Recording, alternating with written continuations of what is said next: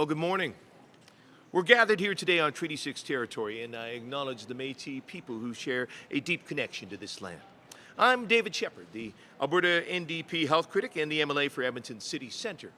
I'm joined here today by Alberta NDP Sherwood Park candidate Kyle Kosowski, our Strathcona Sherwood Park candidate Bill Tanita, and Marie Renaud, the MLA for St. Albert, and our Community and Social Services critic.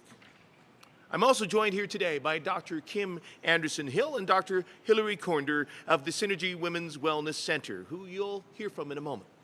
I want to thank Dr. Anderson-Hill, Dr. Cornder, and all the folks at Synergy for welcoming us here today. Primary care is the foundation of a strong healthcare system.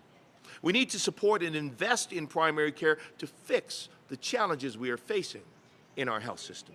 That's why I'm here today, to meet with doctors and other frontline professionals and to hear their concerns and ideas. Now, just 10 days ago, Danielle Smith was also here in Sherwood Park, presenting a healthcare guarantee that contradicts her long-held positions, which she's published in policy papers and repeated in multiple interviews, that she thinks Albertans should pay to see a family doctor. Smith has also told Albertans that AHS is no longer in crisis, which is an absolute insult to every healthcare worker who has powered through the chaos of the last 3 years, many of them now on the edge of burning out. And it's an insult to every parent who's held a sick child in their arms, waiting for hours in a crowded emergency room, the hundreds of Alberta women who are unable to give birth in their communities, and thousands of others who are left on waiting lists for cancer treatment or surgery, or even just access to a simple blood test. The problems we see in healthcare right now are a result of the UCP's direct attacks on primary care. 3 years ago, the UCP tore up the doctors' contracts. They cut their pay, they bullied them online and in person, and they forced them to take on mountains of new paperwork just as the pandemic slammed into Alberta. And indeed, it was just at the beginning of that I first met Doctors Anderson-Hill and Cornder. They were two of the hundreds of doctors who reached out to me to share their deep concerns about the damage the UCP's attacks would have on our healthcare system. You know what? They were right. Over the past 3 years, many doctors have left the province, retired early, or left the profession altogether, and hundreds of thousands of Albertans now do not have a family doctor. Without access to primary care, many Albertans are forced to seek help at emergency rooms or urgent care centers, where we've heard of wait times exceeding 17 hours in some cases. Emergency room doctors and nurses will tell you that so much of this chaos they are experiencing is driven by the collapse of primary care in Alberta. Indeed, just this week, I spoke with an ER doctor who told me that they find themselves taking on patients who've been diagnosed with cancer right there in the ER, but have no family doctor they can be transferred to support them for treatment and care. So despite what Danielle Smith and her UCP caucus want Albertans to believe, there is an ongoing crisis in healthcare in our province. We need a better path forward. So let me share what an Alberta NDP government led by Rachel Notley will guarantee. We will fix healthcare. And we will do it by working with healthcare workers, not against them. We know that healthcare workers are tired and they deserve respect and support from their government.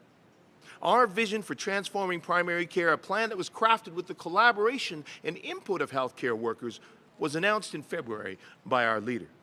The Family Health Team's plan is designed to modernize primary care, increasing team-based care, which will provide quicker access for patients and more comprehensive care through leveraging the strength and integrating the talents of different healthcare professionals.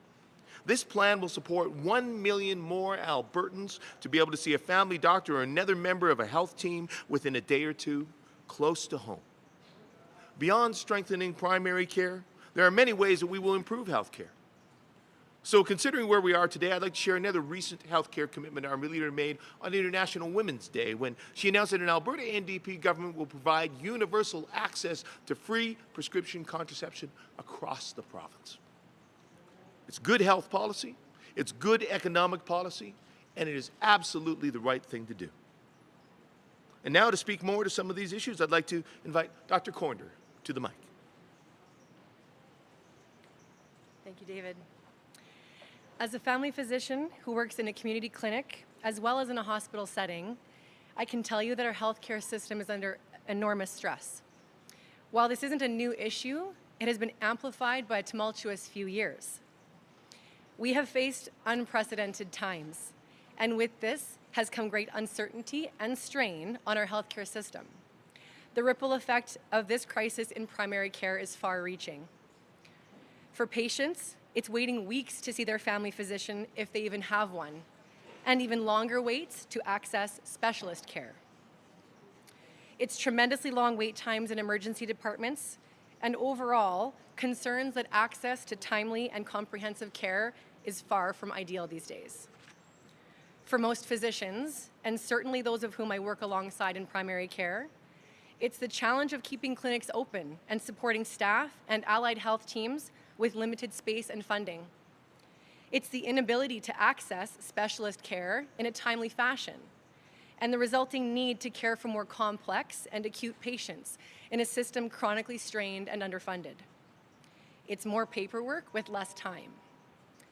It's not being able to find coverage for maternity leave or parental leave, sick leave, holidays, or even taking time away from clinic to perform work elsewhere, for example, working a week in hospital, as I often do. Not surprisingly, the rates of burnout, attrition, and disengagement are at an all-time high. Family physicians are becoming harder and harder to recruit and retain. We are seeing fewer medical school graduates choose family medicine as they enter residency.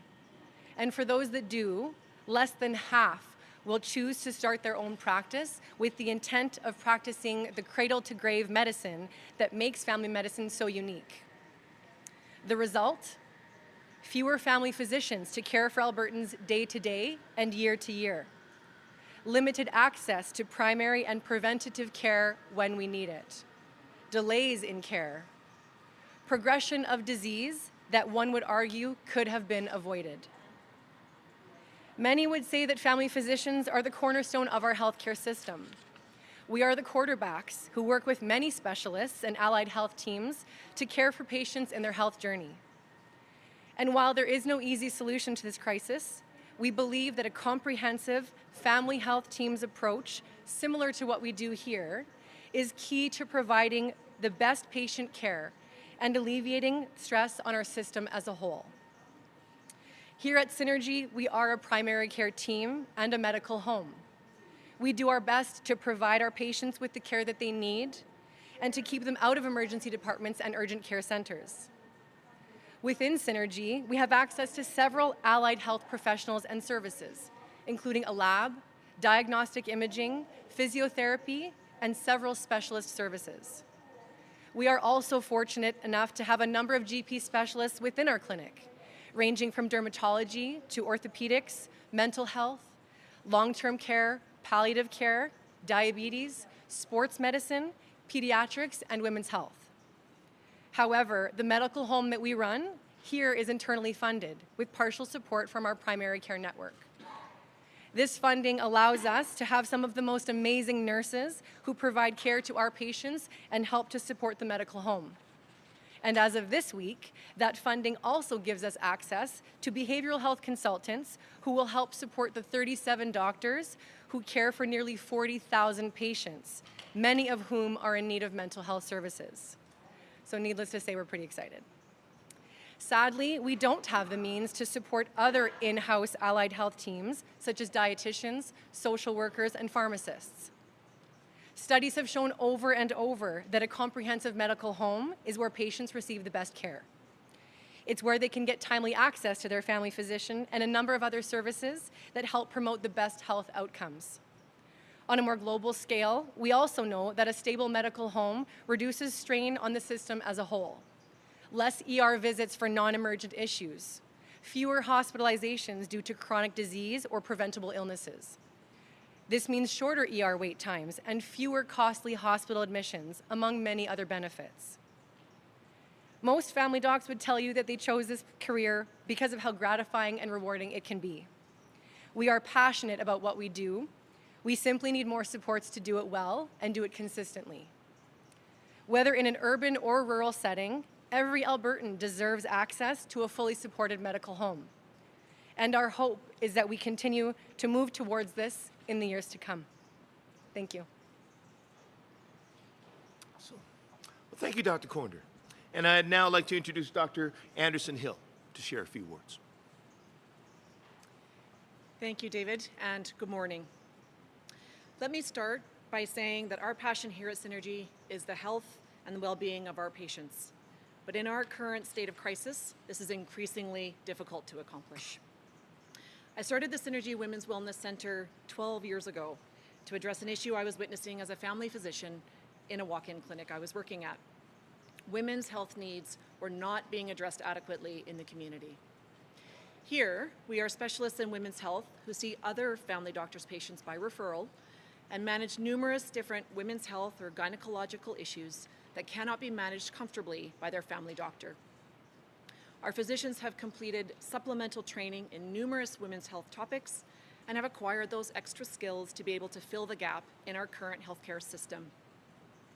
We are not surgeons, but we act as the middleman, if you will, between gynecologists and family doctors. This helps to alleviate the current wait time crisis for our gynecologist colleagues, which right now is up to 12 months. We assist patients with topics that their family doctors might not be comfortable with, like IUDs, birth control implants, contraceptive counseling, and fertility management. And with my privately funded nurse, I also run an incontinence, prolapse, and pessary clinic, which most family physicians are not adequately trained to do. Every day, in my role as a specialist in women's health, I see patients who struggle to make ends meet and who make decisions regarding their health care based on what option is the cheapest, not on what option is best for them. So without hesitation, we would support universal access to free prescription contraception across the province, as has been proposed by the Alberta NDP, should they be chosen in the next election. We know from caring for our patients in our centre that many Albertans simply cannot afford private insurance plans. And we know that cost influences the decisions Albertans make when choosing birth control specifically. The most effective long-acting forms of contraception, such as the hormonal IUD and the contraceptive implant, are also the most expensive to purchase out of pocket. These range from $280 to $400, and many patients just simply cannot afford them if they do not have private insurance. As a result, many patients have no choice but to choose cheaper, shorter-acting forms of birth control, even if they are known to be less effective or to have more side effects. And unfortunately, these cheaper options may not be ideal for managing long-term conditions such as pelvic pain, endometriosis, or heavy periods. Women deserve the right to choose the type of birth control that's best for them and their medical needs, not just the one that they can afford. As of the 1st of April, British Columbia started offering free prescription contraception. We feel it is imperative for Alberta to do the same. The cost of unintended pregnancies in this province is staggering. From the cost of community social supports and programs, routine prenatal care, and deliveries and hospital stays, to the cost of abortions, counseling, and support, our medical system is carrying this burden. From a recent study, 49% of pregnancies are unintended, and 1 in 3 women will have an abortion in her lifetime. From a similar study from 2015, it showed that there were approximately 180,000 unintended pregnancies in Canada per year at a cost to the healthcare system of $320 million. A report from 2010 showed that for every dollar we spend on contraception, we can save $90 in health spending on social supports after an unplanned pregnancy. So not only does this make sense from a patient perspective, but it makes sense economically as well. But most importantly, universal access to free prescription contraception in Alberta will ensure that more women are in control of their own reproductive health, and they will be free to make the contraceptive choices that are best for them, not just for their bank accounts. Thank you. Well, thank you, Dr. Anderson-Hill, for your passionate advocacy for improving women's health. And thank you, Dr. Conder, for sharing the challenges doctors are facing and the great work being done here at Synergy. Our Family Health Team's plan is designed to provide better support for doctors to provide and deliver the best possible care they can for Albertans across our province in their communities close to home. Thank you, and we're happy to take any questions.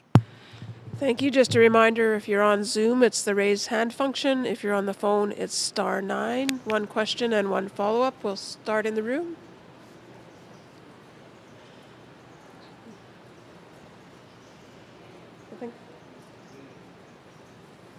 It looks like we've answered everyone's questions, so thank you very much, everyone. That concludes our press conference for today.